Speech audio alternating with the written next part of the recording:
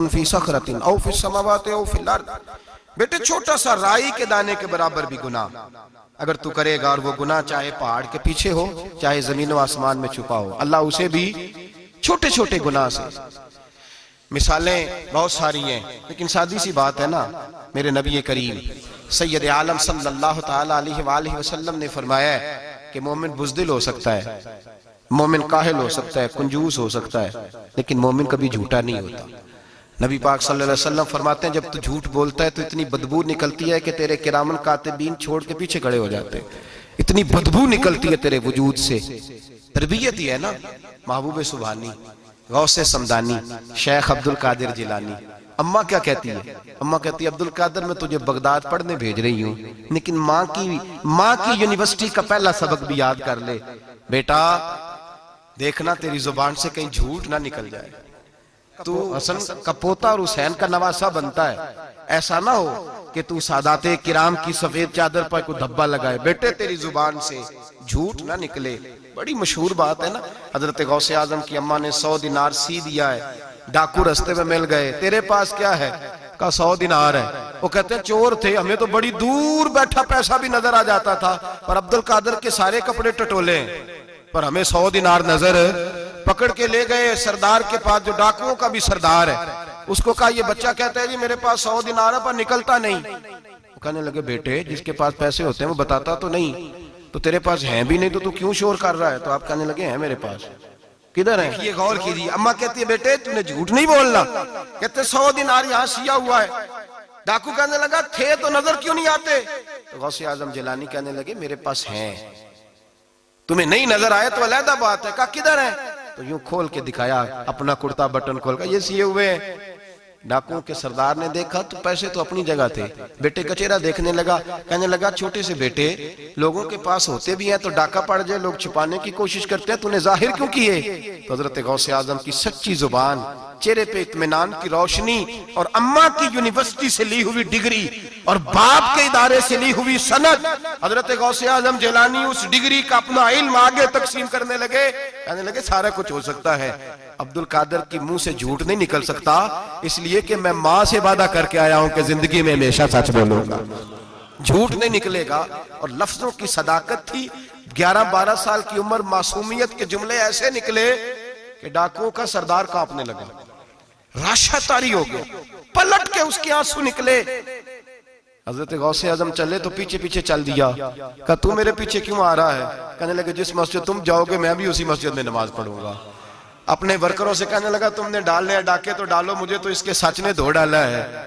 وہ کہنے لگے اگر ہم نے برے کام تیرے پیچھے لگ کے کیا ہے تو نیکیاں بھی اکٹھی کریں گے۔ میرے بھائی ٹریننگ تربیت بچے کی، بچے کو گھر کی ماں کی گود اگر سچ بولنا سکھائے، اور اگر اماں ہی کہے جا دیکھ کے آ تیری چچی تیرے بارے میں کیا کہہ رہی ہے، یا سن کے آ وہ فلاں آدمی کیا کہتا تھا، ذرا جاسوسی کا، اور اگر باپ ہی اسے کہے کہ جا باہر والے سے جا کے کہہ دے کہ ابا جی گھر میں نہیں ہے، تو کیسے اس کے اندر صداقت پیدا ہوگی؟ وہ کس طرح دیانتدار بنے گا؟ کس طرح وہ معاشرے کے اندر اچھا کردار ادا کرے گا؟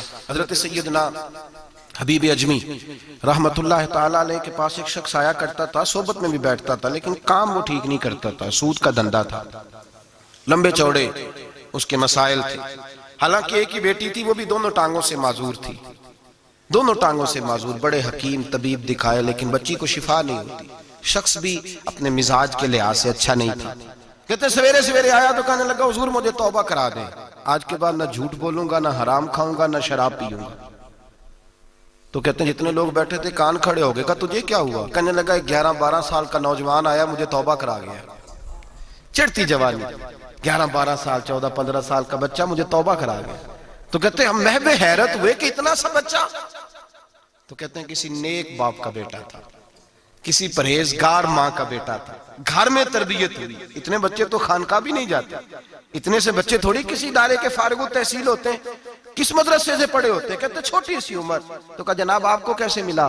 تو وہ شخص کہنے لگا حضور کل میں گیا بازار، میں نے بغداد کے چوک سے 10 کلو مچھلی بھی خرید لی، اور کچھ اور ضرورت کی چیزیں بھی، مہمان آنے تھے، وہ سارا کچھ خرید کے میں جب نکلا تو سامان زیادہ ہو گیا، چوک میں مزدور بیٹھے ہوتے تھے، میں نے کہا بھئی میرے ساتھ فلاں محلے تک سامان پہنچانا ہے۔ وہ بچہ کہنے لگا چچا اگر میں چلوں تو، میں نے اس کو ایڈریس وغیرہ بتلایا تو 3 دینار مزدوری طے ہو گئی سامان گھر پہنچانے کی۔ کہتے ہیں میرے ساتھ وہ نکلا اور جب رستہ طے کرنے لگا تو رستے میں گرمی بڑی سخت تھی، ظہر کا وقت تھا، ذرا ہم نے چند قدم اٹھائے، 2-4 گلیاں گزرے تھے کہ اذان ظہر کی آواز آنے لگی۔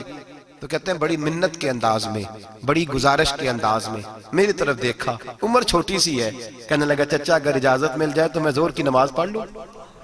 کہتے ہیں میں ایک جگہ پھٹے پہ بیٹھ گیا اور گپے کرنے لگا، سامان وہاں رکھا، میں نے کہا پڑھ لے نماز۔ کہتے ہیں بچہ نماز پڑھنے چلا گیا، باقی لوگ دیر سے آئے، وہ نماز پڑھ کے جلدی آ گیا۔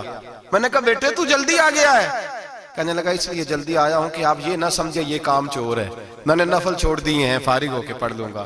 کہتے ہیں سامان اٹھایا، رستے میں گرمی شدت کی تھی، اس کا پسینہ بہنے لگا، میں آگے بڑھا، میں نے کہا بیٹے سامان تھوڑی دیر کے لیے مجھے دے دو، گرمی زیادہ ہے۔ کہنے لگا چچا کسی کا تربیت یافتہ ہوں، کسی نے ٹریننگ دی ہے، کہا ماں باپ نے کہا تھا حرام لقمہ گھر نہ لانا، کہا بات کیا ہوئی؟